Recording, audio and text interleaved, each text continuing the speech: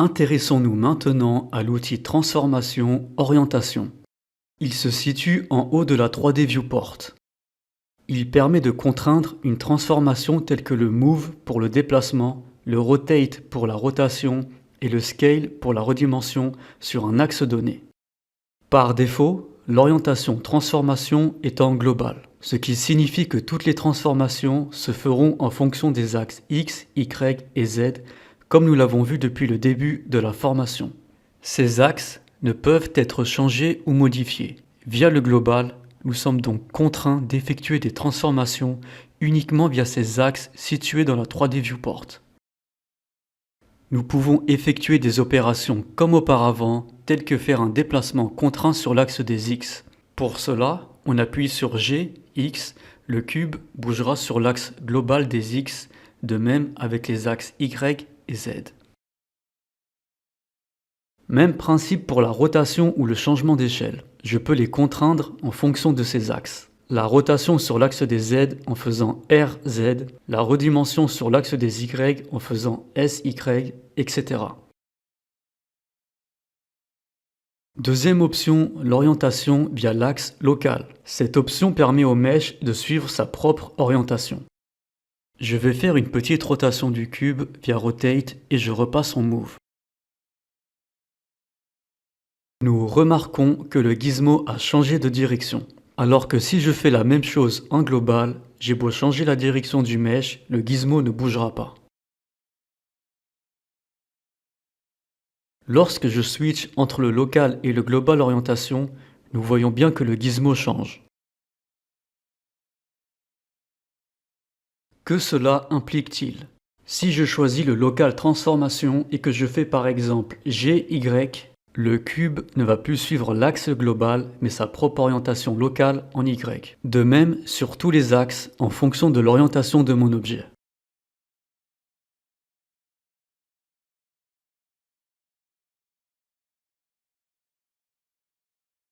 La troisième option est l'orientation via les normales.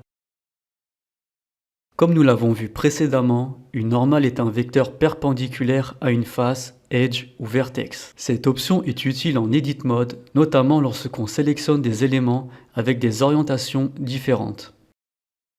Nous pouvons afficher les normales d'un mesh. Passer en Edit Mode et aller dans le menu Overlay. Puis cocher cette case pour afficher les normales des faces.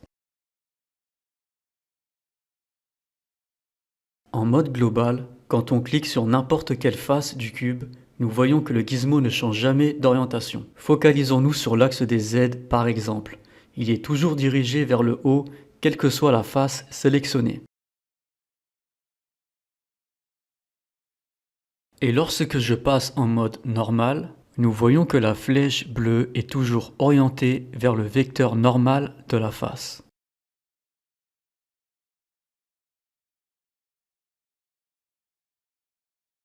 Lorsqu'on sélectionne des éléments avec des orientations différentes, une moyenne de la direction des normales sera calculée quand on déplacera ces éléments.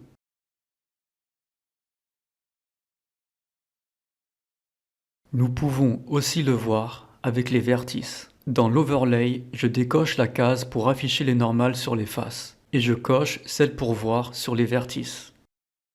Je sélectionne le mode vertex, puis je clique sur un point.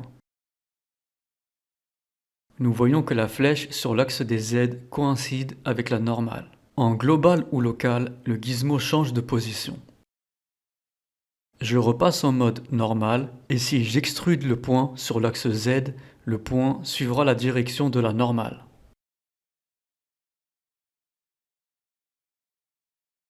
La quatrième option est l'orientation gimbal. C'est une orientation spécifique. C'est une notion assez poussée qu'on utilise rarement dans Blender. Les 4 autres orientations suffiront largement et rentrent dans le cadre des bases à savoir pour modéliser. L'orientation View est basée par rapport à la vue actuelle de notre scène 3D. Lorsque je bouge dans la scène, le gizmo suit l'orientation de notre vue. En orientation globale, nous voyons que le curseur reste figé. Alors qu'en View, le gizmo bouge constamment. Si nous ne voyons pas l'axe des Z, c'est parce qu'il est perpendiculaire à nous. J'extrude cette face sur l'axe Z et nous allons voir qu'elle va se diriger vers nous.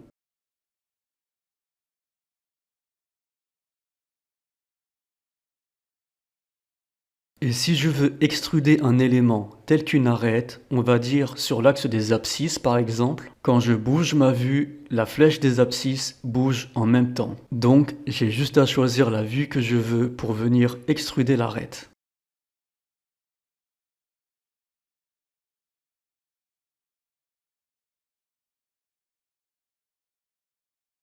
De même, pour les vertices, j'ai juste à placer ma vue où je le souhaite.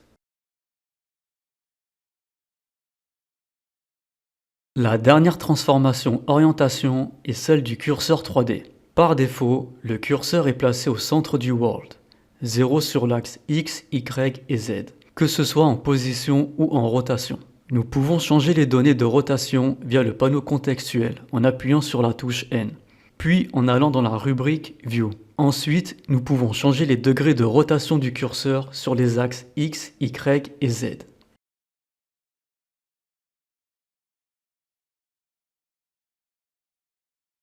De ce fait, les transformations que nous appliquerons sur le mesh se feront via les modifications que nous avons effectuées pour la rotation. Si je veux extruder cette face sur le cube sur l'axe Z, il s'orientera vers la direction qu'on a préalablement choisie. À ce stade, nous pouvons toujours modifier la rotation du curseur, ce qui peut être pratique lorsqu'on extrude vers un angle spécifique.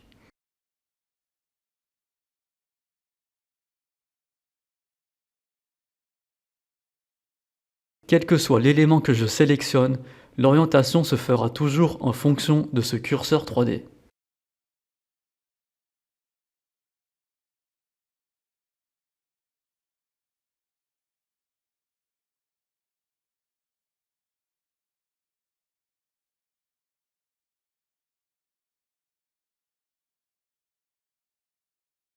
Enfin, le petit plus sur la droite permet de créer sa propre transformation orientation.